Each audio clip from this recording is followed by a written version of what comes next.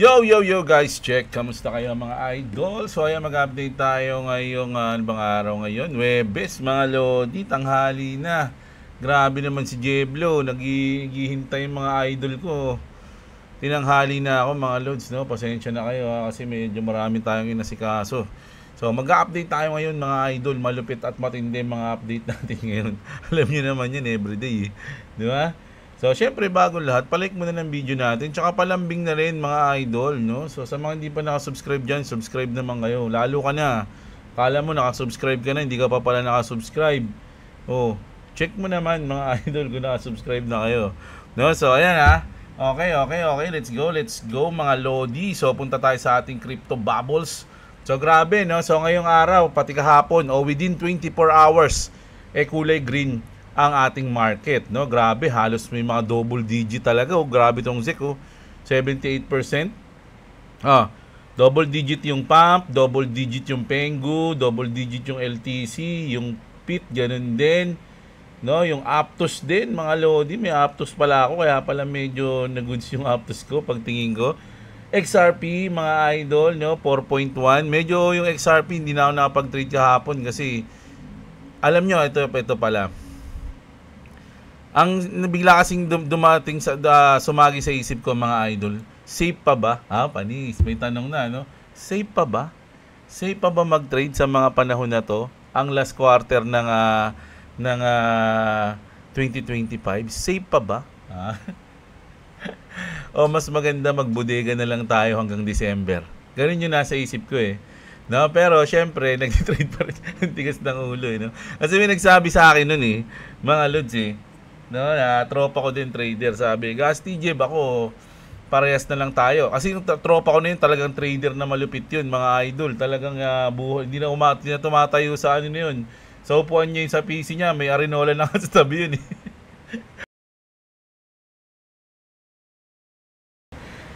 Ngayon medyo mas yung mga pinang-trade niya, limbawa meron siyang pondo, halos 3/4 daw nun pinambubudega niya na muna kahit hanggang December lang. Tapos yung 1/4 nun ayun yung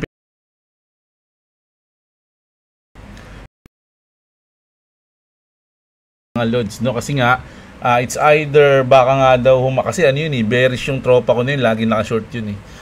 Ano siya, kontra kami. Siya bearish boys, ako moon boys. No, so medyo baliktad kami. So ngayon, ano siya ngayon, limitado lang yung kanyang trading. So sabi niya, parang hindi safe ngayon ang mag-trade kasi parang baka biglang lumipad, eh. Baka yung kakahabol mo, maubos ka. Parang ganun yung sinasabi niya.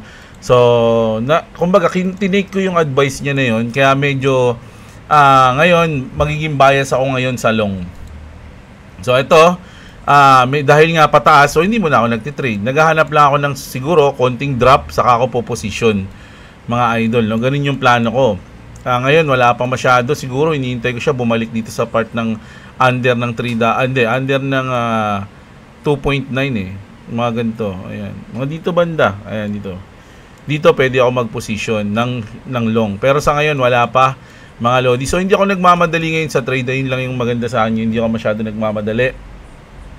Pero po position tayo niyan malamang talaga. Kasi hindi rin kaya, eh. Siya ang galing nga nun, eh. Kaya laging panalin sa toy na yun, eh. Kaya niya kontrolin yung kanyang emosyon. Mga lodi, no? Para siyang robot. Ganun lang yung ginagawa lang nun. Nagtitrade, tas nanonood na movie. Tas ano na siya, isa na siyang legend. Mga lodi, no? Taba niya na, tapos hindi na naliligo. Peace pare, joke lang yon. Ayan. Mabango ka, promise. Ayan, so ano lang, magti-trade pa rin tayo, kaya lang medyo naging busy rin talaga ako kagabi tsaka kanina, kaya hindi ako nakapag-position. Pero ngayon, tatry natin mag-position ngayong gabi. May gagawin ba ako ngayong gabi? Hindi pa sure, pero baka kaya yan mamaya. Pero bukas hanggang Sabado, medyo marami akong busy. No, pero tatry natin, mga lodi, no? Matindi-tindi yan, mga lods, no? So ayan, check na natin ang ating mga news ngayon, mga lodi, no? So ito, shoutout kay Kenji, siya yung nagano ata sa akin ito, nagpasa ng ng tawag dito ng news na to, no? Shoutout din sa News 5. Hindi natin copyright Paano ba to? Wala kasi sa Facebook kasi ito eh. To Senator Bam's point a while ago, that's why I'm here. So siya yung mag-explain ng blockchain sa mga tao. To simplify and demystify what blockchain is for our audiences all around the nation in layman's terms po, no? So, alam niyo ba in layman's terms? Sa madaling salita. Ganun lang yan. Sa madaling salita. Ang ganda pa yung ganun, no? Si Jiro Reyes from Bitsquela. We are one of the leading education brands in the Philippines for crypto and blockchain, no? Wala kasi yung slow mo yung salita. Wala dito sa Facebook. We have been doing different initiatives for upskilling, for capacity building, and of course for training of our professionals, no, in the Philippines towards blockchain careers. So over the past 5 years and doing all of these from Luzon, Visayas, and Mindanao. Grabe nung bata pa ni Idol, no? Sa tingin nyo ilang taon na to si Idol, mga Lodi? Siguro mga nasa 20s, 30s pa lang to si Lodi. I have a very unique experience in terms of, knowing what the public perception is towards blockchain from a regional perspective. Next slide please, if I may. Ayun. And ang common nakikita ko pong theme, no, talaga is whenever we go to universities, different LGUs and different sectors, no, from students, from faculty, they all tell me the same thing, na okay, Jiro, gets kong idea ng blockchain, no? I get the benefits. I see the news, the positive PR from around the globe. Ibig sabihin, mga idol, talagang lumilibot sila Luzon, Visayas, Mindanao sa mga university para ipaliwanag yung blockchain. Ganun sila ka-dedicated. Alam ko na maganda siya. Pero ano nga ba ang blockchain, diba? They always go back to that point. They don't know what the core tech really does. And that's exactly the question. Next slide, please, that I want to tackle here quickly today. Next slide, sorry. Very short but profound question, very important. What is the blockchain? So next slide please. So sa Bitsquela po, no, the way we define the blockchain is we liken it to a notebook. Sorry, next slide po. Ayun, we liken it to a notebook. Think of this notebook, this orange notebook, as a place or a tool where you can put your transactions, records, or data. Next slide please. Different payments, records, or whatnot. Just like how would you write your mga notes po ng grade school, no? Para siyang record, no? This could mean remittances, this could mean payment records, this could mean IDs or whatnot. Anything that has to do with data could be put on this notebook. Now, the cool thing about this notebook is ito pong notebook natin ay own po ng lahat ng tao. Everyone has a copy of it. Jello has a copy. Attorney Mark has a copy. Sir Donald has a copy. Senator Bam has a copy. No? Lahat po ng tao has a copy of this notebook. Grabe. Parang ini-explain nila in layman's term talaga, no? Ang galing na mga Lodi, no? Parang humanap sila ng way para maintindihan ng tao sa madaling salita. O, di ba? Tinagalog ko lang. Grabe talaga. And this means that nationwide... Sensya na kayo, pinuputol-putol ko yung video nagsasalita ako kasi baka makopyright tayo, hindi nyo ito marinig eh.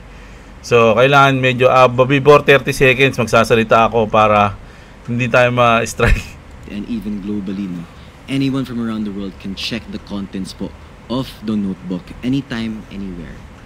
Even though you're in Saudi Arabia, even though you're in Pampanga, in Baguio, in Cebu, in let's say Germany or whatnot, 24/7 po, pwede po i-check ang contents po ng notebook natin dito. Now, this setup in a way also works as check and balance, no, for all the contents within this notebook. That means that wait. Go. Lahat po ng records at data na ilalagay po sa notebook natin ay constantly po chine-check po ng mga taong bayan natin kung tama ba ito at kung verified ito. And that is exactly why kung bakit po secure ang blockchain. The blockchain is tamper-proof, meaning hindi po siya pwede i-edit, hindi po siya pwede i-alter, hindi po siya pwede i-delete o kahit anong galawin po, no. Kahit ikaw si presidente, kahit napakalaking kumpanya ninyo, kahit napakaraming pera or kahit gaano kalaking conglomerate, no one party can destroy the data inside the blockchain. Pero pwede mong makita, no? Hindi mo siya madi-destroy, hindi mo siya mapapakailaman, pero you can see it. Ngayon yung parang doon siya magiging transparent. Kumbaga, lahat kayo makikita niyo yung transaction diyan, yung mga record ng payments, ng data, pero hindi mo siya pwedeng baguhin. So, kunyari, ikaw yung may kasalanan, nakita yung records mo, dako, baguhin ko to, ganito. Hindi mo magagawa yun. And that is the whole beauty of it right now. So, next slide please. If I were to simplify Puno, the blockchain into one simple phrase, it would be blockchain is a shared digital record. Again, no, a shared digital record. This means security, transparency, and it is very, very hard po to cheat as well. And this is exactly why that I always highlight in all my talks throughout the Philippines that blockchain is not just a buzzword. This core technology has a lot of potential po for the greater good ng ating bansa. And I believe so as well that this bill by Senator Bam Aquino is one of those many ways in doing so as well, how to properly use the technology in a good manner para po sa ating mga kababayan as well. So on that note, very quick size po, but thank you again for the time. So ayun mga loads, no? So medyo naintindihan niyo na ba yung blockchain? Pero kasi meron ako nabasang comment o parang points nung isang manong, mga idol, hindi na manong pala. Magaling pala, sorry. Isang nag-comment na medyo may edad na kasi.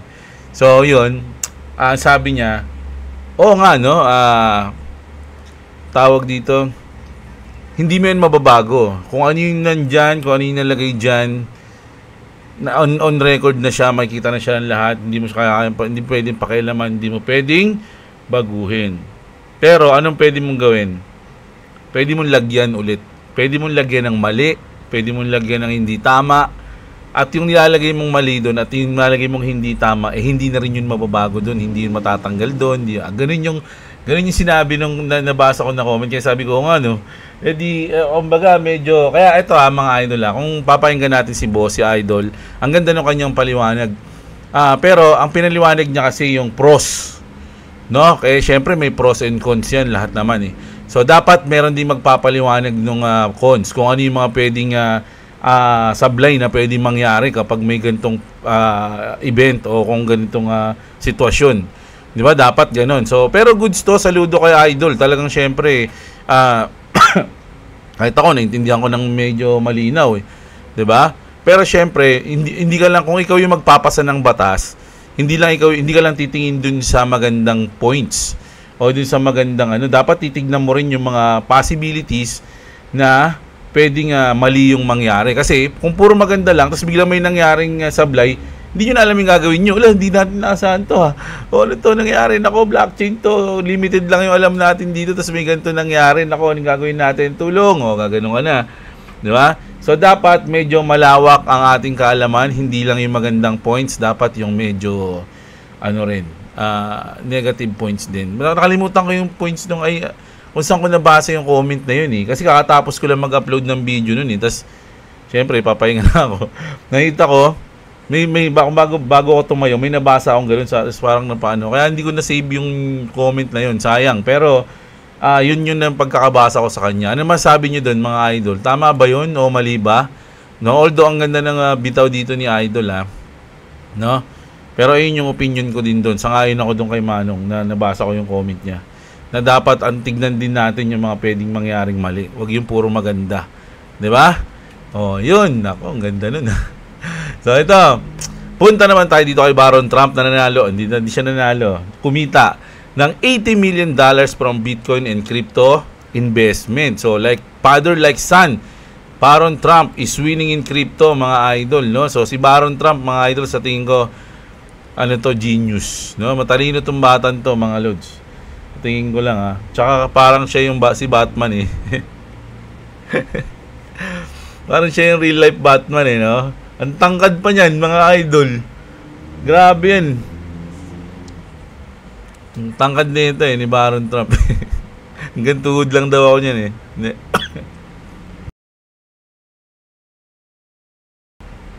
So ito, Philippine assets are taking a big hit. Some pretty negative superlatives across all major asset classes, sabi dito, mga idol, no? So, Philippine asset hits, no? Corruption, ito yung dahilan, no? Dahil sa corruption. Corruption allegations trigger mass protest. Stocks, no? Stocks worst in Asia in 2025. Ayun yung Philippines ngayon, sa stocks tayo yung pinaka-worst sa Asia. Sa bonds din. Worst in EM, Asia in September naman. September lang to, mga lods. No? Ito kasi 2025 mismo eh. No? Meron pa naman 3 months ang 2025 pero dinesisyonan na tayo ang pinaka-worst. Ito naman September tayo worst sa EM. Sa peso, ayan worst in Asia in September din, mga lodi. So grabe. Ito yung epekto ng korupsyon. Alam nyo, nung pinanood ko yung mga nalindol, mga lodi, parang nanggigil ako dun sa mga sa mga politikong mandarambong mga lodi. Alam nyo kung bakit? Kasi grabe nakakaawa yung mga nakita kong video. Tapos parang naisip ko na, kung sino pa yung mga ninakawan, kung sino pa yung mga dinugas sa pondo, sila pa yung nakaranas ng lindol, sila pa yung namatayan, sila pa yung nabagsakan. Bakit hindi bagsakan tsaka daganan ng mga bato yung mga politiko na gumawa ng mga substandard na no? Yung mga kuratong yung mga kurakot, mga idol, sila yung lindulin, sila yung bagsakan, no? Nakakaawa yung mga natin sa Cebu, mga lodi. Nalulungkot ako. Ayoko na ipakita yung video Malulungkot lang kayo. So, yun, grabe yun. Kaya grabe, nakakainis talaga pag isipin mo na yung ibang tao nagugutom, no? Nagugutom, puta, walang pagkain, yung mga anak walang makain. Tapos, makikita mo yung mga mandarambong, no? Ang yayaman kung gumastos, puta, milyon-milyon. Yung mga anak, mga milyon-milyon din gumastos, no? Nakakapanginig ng laman mga idol, no? So, sana matuto na tayo, mga idol, no? Doon pa rin yung babagsak sa sa sinasabi ko dati na kung sino yung binoto nyo, deserve nyo, no? Pero sana matuto na tayo bumoto ng maayos sa mga susunod na botohan, no? Boto nyo si Rastaman. Malupit yun, no? Ito pa, si Papel Durog. Sino ba yung nagko-comment sa akin dito? Si Papel Durog. Ito naman si Pavel Durog. Revealed that early Bitcoin investment funded his lifestyle, no? So ibig sabihin, kaya siya yumaman dahil isa siya sa mga naunang nag-invest sa Bitcoin. While Telegram remains unprofitable, no? Kumbaga yung Telegram niya, siya kasi yung CEO ata yung developer ng Telegram Diba? Ayan. Hindi daw siya nagpa-profit dyan, mas nag-profit pa siya sa Bitcoin. He bought thousands of Bitcoin in 2013 at $700. Isipin nyo, mga lodi, no? Nagbago yung buhay niya dahil bumili siya ng $700 na halaga ng Bitcoin. Held them through a crash to $200 and later used the gains to cover rent and flights. He called Bitcoin digital gold, citing its limited supply as protection against inflation. Durov predicted its price could reach $1 million, mga idol, no? Durov also reflected on Tons. Ito yung coins ng ng Telegram. Tons Reboot, now known as the Open Network, which powers Telegram's growing cryptocurrency ecosystem. So ayan, grabe, no? Swerte ng mga nakabili ng Bitcoin ng mga unang panahon. Naman sa bagay, 2013, anong ginagawa ko nun? Pag-riot ata ako sa kalsada ng mga panahon na yun. Ganun lang yung buhay ko dati, mga idol 2013. Grabe yun, no? Swerte nila. Na tayo dito. Donald Trump has officially declared alt season. This will be tremendous.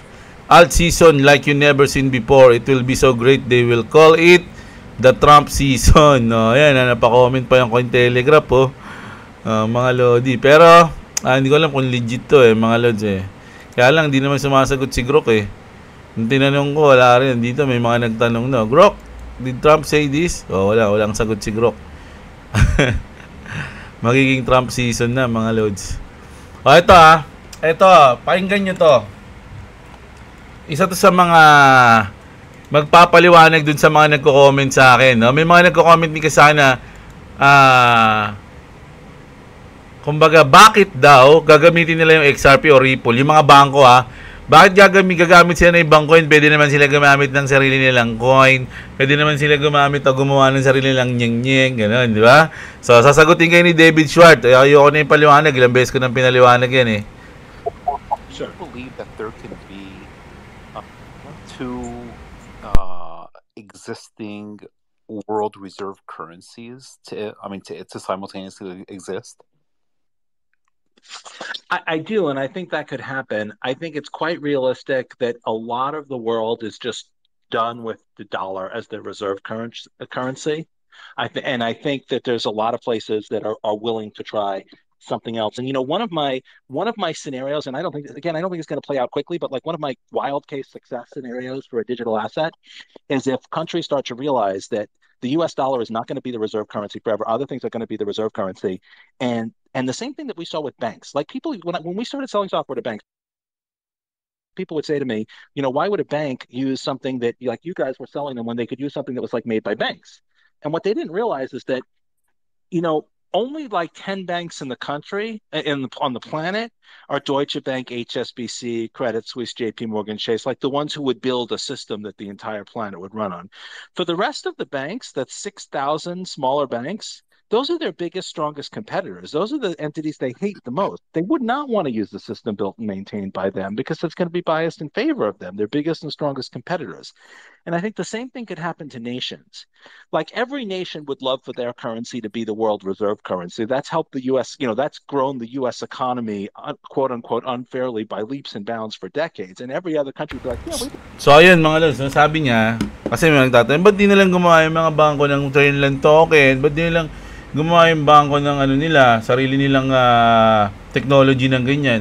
Sabi ni David Schwartz mga lord, nasa 10 lang, yung mga malalaking bangko lang yung kayang gumawa ng ganung technology na magra-run globally. Na kayang mag-run globally, na 10 lang. At yung 60,000 na maliliit na bangko, ay yung parang biggest competitor nila, yung mga malalaking bangko eh. So bakit nila gagamitin yung bangko niya? Halimbawa, yung token ng JP Morgan, ba't nila gagamitin yun? Syempre, kumbaga, pabor sa kanila yun. Kalaban namin kayo. 'Di ba? So, hindi advisable na gumawa yung mga malalaking bangko ng sarili ng token para ipagamit sa iba. Kasi magiging bias nga yun. Pabor yun sa kanila. 'Di ba? Kita pa sila. O hindi yun gagamitin na maliliit na bangko. Yung gamitin yan, iba na lang gamitin natin. So, hindi na mag-aaksaya ng panahon yung malalaking bangko na gumawa ng sarili nilang token. Gumawa ng sarili nilang technology para mag-run global. Nakikits nyo ba mga idol? So kasi may mga nagko-comment pa sa akin dyan tagal ko nang sinabi to eh. Hindi, joke lang yung mga lods na. Pero yun, sana nagets nyo mga idol, no? So ayun yung sinabi ni David Schwartz. So bandang huli niyan, parang XRP will become the world's reserve cryptocurrency, parang ganun, no? Parang pinupunto ni David Schwartz ganun. So, pwedeng hindi mangyari, pwedeng mangyari. So, we don't know. Basta ang pinunto ko dyan, yung mga nagtatanong sa akin ng gano'n na ba't di na lang gumawa yung bangko, di ba? So, ito mga idol. Merong isang content creator, mga lodi, no? Si Gemini, Austin Oakes, hits the street in NYC, sa New York City, asking people if they know what the XRP logo is. Tingnan natin. Somebody can explain this logo right here on my side. I'm going to give them $10 right to their account. $10? If you can explain the logo? No. Sir, if you know this logo, I'll give you $10. You know this...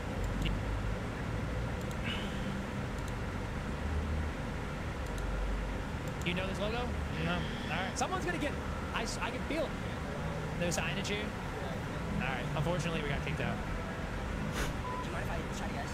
Yeah, you can. Yeah, I guess for sure. So I noticed you said explain the logo. Explain what the symbol is. Like, what is it? Like, what does it stand for? Typical XRP cryptocurrency logo. I guess I looked it up. I guess the rules weren't too clear. See if we can get somebody else here. Maybe somebody that's not using my money for lunch money. They did say they recognize it. XRP, you got it on the nose. You know XRP? Are you a holder? I use now. Good, nice. Just make sure I got it to you. I don't want to. Can't be a scammer on TikTok. Somebody can explain this logo. So marami pa rin tao yung hindi nakakaalam ng XRP o hindi nakakaalam ng crypto. Actually, buong crypto nga mga lods eh. 'Di ba sabi nga nila, halos 7% pa lang ng tao sa mundo, 7% ng tao sa mundo ang na-explore yung crypto o naka-experience na ng crypto, mga lodi, nakagamit na or something na alam nila yung crypto? 7%. Sa 7% na yon, mga idol, halos 1% o 2%, alam ko wala pang atang 1% eh, yung may hold ng XRP. Ganun kaunti ang XRP army, mga lodi. Siyempre dito sa atin, lagi natin nababanggit yun kasi alam na natin yun eh. Pero kung sa iba, halimbawa, ikaw, testingin mo, pag nagpunta ka sa isang event, halimbawa, binyag, kasal, tanungin mo lang kung alam nila XRP o Bitcoin o crypto. 'Di ba? Yung iba diyan sabihin alam ko yung crypto, alam ko yung Bitcoin eh. Kaya lang hindi ko naman ginagamit o wala akong idea diyan. Alam ko lang yung Bitcoin na cryptocurrency siya, ganun. Tapos pakita yung XRP, malamang di nila alam yun. 'Di ba? So ganun pa, kaya nga sabi dito, you are still early. Mga lodi, isipin nyo na 7%, 93% ng tao sa mundo, 93 hindi pa na-explore ang crypto. Walang idea kung ano yung crypto, ano yung ginagawa. So, ngayon iba dyan, narinig sa balita, yan yung blockchain na pinapasa sa batas. Ano ba yan? Hindi naman alam yan. Bandang uli, ito pala yung ginagamit ng crypto, ganito, ganyan. O, di ba? So, you are early. Kasi yung iba sinasabi, late na ako mag-crypto kasi taas na ng mga coins eh. Pero imagine, idol, no? 7% pa lang nakakaalam. Paano mo nasabing late ka na? Di ba? So, ayun. Tapos, ito. How crazy would it be? No, kasi nga nagkaroon tayo ng government shutdown. How crazy would it be if the government shutdown causes the Clarity Act to get pushed out and XRP is the only option with Clarity here in the US when they need a crypto to solve the impending liquidity crisis from the reverse carry trade unwinding, mga lodi, no? So, hindi natin alam kung ano kasi yung plano ni Trump, no? Kasi minsan yung alam na nila yan na magkakaroon ng government shutdown. Pero syempre may mga plan B, plan A, plan B, plan D, plan C, 'di ba? O pag nagkaroon ng government shutdown, ganito yung plano natin, ganyan. O 'di ba? Ganun. So, ano sa tingin nyo, mga idol, no? So, at isa pang tanong, kamusta ang trade? Nag-trade ba kayo, mga lodi? No, so ako mamaya, sabi ko nga dito banday. Yan. Dito sa position na to, dito ako po-position. Nako, nakakatakot position Pero sige, itatry natin yan. Mandirigma tayo eh. Diba? Titignan natin, mga loads. Mamaya malalaman nyo kung nakapag-trade tayo o hindi. Mamaya upload natin ng gabi. No? Pero for sure, baka mag-trade ako ngayon, mga loads. No? So, check natin. So, ayun ang ating news ngayong umaga. Tanghali pala, mga idol. So, mamayang gabi, kita-kits tayo, mga lodi. Alam nyo na yan, ha? Diba? So, sana na-enjoy nyo yung video natin. Huwag nyo kalimutang i-like yung ating video. At syempre, sa mga hindi pa na-subscribe, mag-subscribe na kayo, mga lods. Alam nyo na yan, mga idol, no? At syempre, kung wala pa kayong crypto exchange, check nyo yung description dyan sa baba ng video natin. Meron dyan mga bonus at discount. Check nyo, maraming makatulong na link dyan. Kita-kits tayo mamaya, mga idol. Magandang araw sa inyo, mga kapatid. At watch up. Subscribe to Clovis TV, subscribe to Jebla. If you want to subscribe to me, it's a link in the description. Also, if you don't subscribe to me, we're just gonna be chill.